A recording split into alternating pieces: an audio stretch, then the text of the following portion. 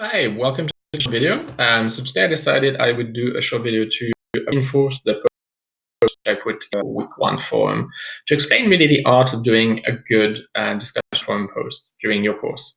So this applies for this course, but to some extent it applies for all of your courses and all of the programs. So it's good to start thinking about this early so that you don't have to learn from your mistakes and you can sort of hit the target full on from the start.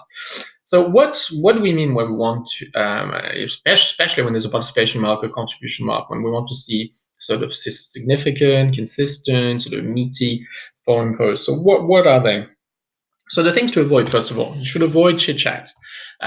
It's not a place where you are sort of chatting with your colleagues or explaining to them how your week has been, or doing all the collegiate stuff, the community building stuff. That's really important. But as you see, you have the cafe space in the top of Moodle. So if you want to do these kind of discussions, and I really encourage you to do them on a weekly basis to keep the community piece going, do that in the general discussion forum, which is the cafe space, which isn't monitored by instructors, and which allows you to fully discuss things on the course and outside the course and around your readings and around your learning, and carry on the community part that will be built during residency. In the discussion forums themselves, we expect things that are more targeted to the very objective of each unit. So within each unit, you have specific readings, you have specific themes and questions that are asked of you. So in the forum post, obviously, we ask you to be a little more targeted and to actually try and address the questions or the issues which are raised. So how do you do that? You are scholar practitioners, and we're really proud at WorldWorks to be, sort of focusing on this more.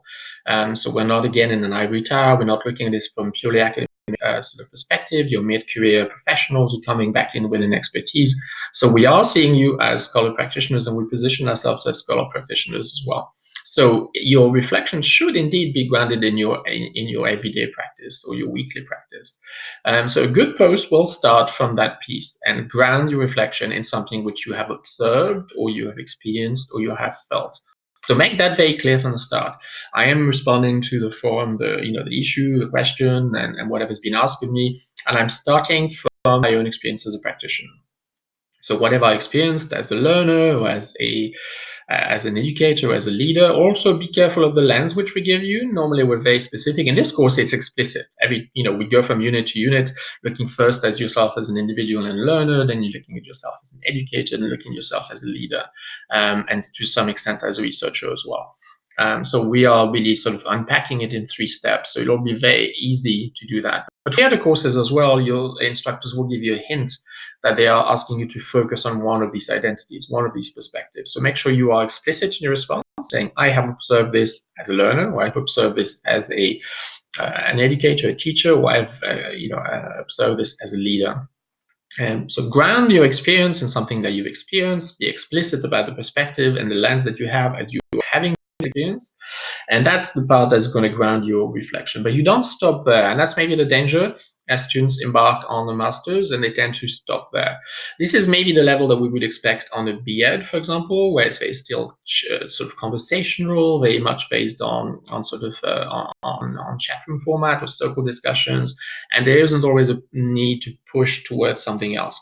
At the master level, from the very start, I want to make this explicit, we are going to expect you to go beyond that. So you start there, but you have to go beyond. So how do you go beyond? Well, that's when you start using your readings. So you have a choice within each unit. You have readings. It's likely that there is something in the readings of that unit that is going to be able to allow you to gain some scope in the reflection that you have started. If you don't find anything adequate in the readings, don't forget that at master level, we encourage you and almost expect you to go beyond that and to find sources of your own outside as well. So do a library search, browse on Google Scholar.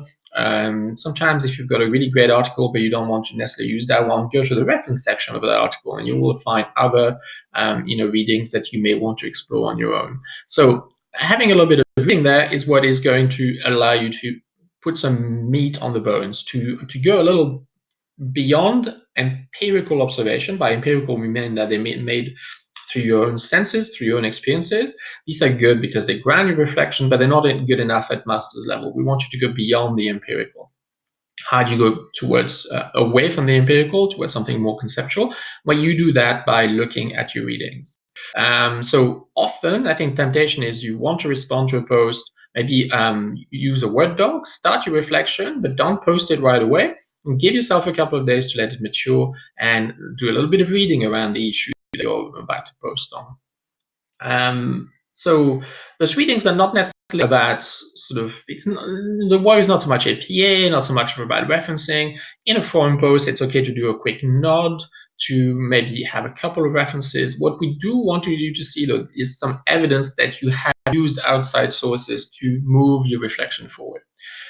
So it's not marked as an essay. That's not what we're looking at. We're not so focused on the format, but we're looking on the fact that you're looking outwards. You started inwards, you're looking at the issue and experience that you've had, and then we want you quickly to look outwards. Outwards means looking at the field, and the field's analysis and conclusions you're going to see through readings. That's why the literature becomes an important part. Through the reading, you are quickly going to be able to connect the observations that you've made with other connections and other analyses that come from the field. So not just the ones that you've made, but to see how the experiences that you have connect with the experiences of others, because that makes it a phenomenon. That makes it more interesting, obviously, as a scholar researcher, scholar practitioner. So you will start being able to connect your observations with some of others, and then you're able to develop and sort of conceptualize around what you're seeing. So you're no longer seeing what you described as an individual phenomenon that only you have felt, but you are then saying, I'm feeling something which is relevant to the field. I have done some other readings and I see that this connects with other people's experiences, and therefore I'm going to start discussing now it from a wider view. You're sort of zooming out and looking at it from a wider and wider perspective. And that enables you then to draw conclusions. Conclusions maybe of how the experience that you've started talking about has been researched by others, how maybe it hasn't been sufficiently researched by others and there's a gap in the literature to encourage us to look ahead, how maybe the experience that you've started from offers multiple perspectives. People are debating the causes, the reasons, or how a phenomenon is developing. So there may be different positions that you want to look at and argue in your piece. And then that allows you to that last level, which really by then you're drawing conclusion, you really have a wide scope and you have attained what we call conceptualization. Now, you're not going to succeed this every time and on the first go, but it's good that you practice it right away. And as you practice it, you'll get more elegant at it, you'll get quicker at it, you'll get more comfortable at it, and then you will be quickly attaining the level that we want to see in posts. Now, you might say this is a lot of work, but often if you have a class contribution mark, that's what we're looking for. Now, depending on the instructors, in my courses, I'm going to ask you which of your posts you want to highlight for me in an email to let me know which ones you want me to assess. Because I understand the fact that sometimes you've got a hit and miss. Sometimes you do great ones, sometimes you do not so good ones. I don't want you to avoid posting just because you are in fear of assessment. So I'd like you to post freely and practice as much as you want. And then once you've achieved success, and you've achieved success a couple, 4 or 5 times in the course, you're then able to send me an email at the end of the course and say, in terms of contribution to the class, I'd like you to mark and really focus on, my contribution in Form 1, Form 3, Form 5, Form 6, and to summarize in this way. Then I go to those to actually, do the assessment part. So you will have some hit and miss. Don't stop yourself from posting because you haven't attained the full sort of process of conceptualization that I've just described, but try and achieve it as much as you can. Now, there are other options, obviously. There will be days when you want to do a quick post and you've read something and you want to share a resource, and that's fine. But then I would suggest that you actually are, again, explicit about this. You are making it clear in your heading and in your first paragraph, maybe, that this isn't a reflection post. This is just you adding a resource. This is just you starting maybe a discussion. This is you adding something to the course conversations. And that's totally fine. And those are not the ones that are going to be assessed. But be explicit, and I think that really enables all of your peers and your other participants to then be clear as well when they interact with you, that they are discussing something specific rather than actually trying to achieve a discussion forum post.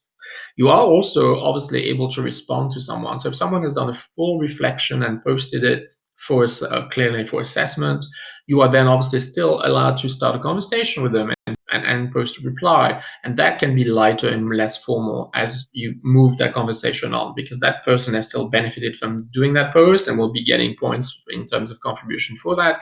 But then you are also enabled to graft a sort of more informal, chatty conversations towards, as an addendum to that reflection. So I hope that's clarified the expectations. I look forward to seeing all of your posts and seeing you develop these skills as you enter the course. And hopefully you're able to do this in all of your 3 courses during this semester and able to get the grasp of it quickly, and then to be very successful at getting those sort of chunky, significant posts on. And I look forward to reading you. I'll speak to you soon.